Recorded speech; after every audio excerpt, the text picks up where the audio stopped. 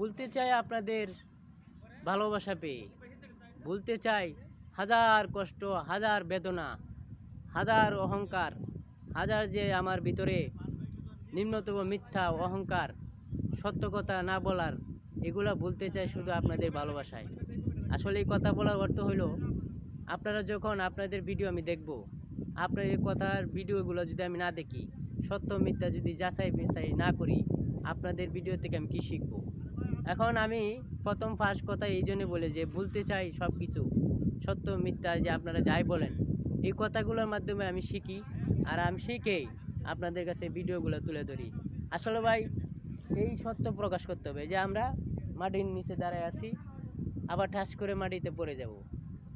এইটা যদি ভাবি একটা সময়, তখন সত্য মুখ দিকে বের হয়ে আসবে, মিথ্যা কথা কোনো সময় আসবে না। আসলে এটা ভাবি না আমরা, যে আমরা হাঁটতাছি, দৌড়াইতেছি, কোন সময় পড়ে যাই।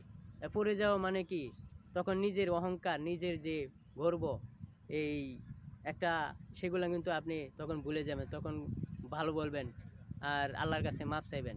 আসলে তার আগে আমরা ভাবি না যে আমরা কি করতেছি, কত না জানি কত মানুষকে ঠকাইতেছি, কত মিথ্যা কথা বলতেছি। আল্লাহ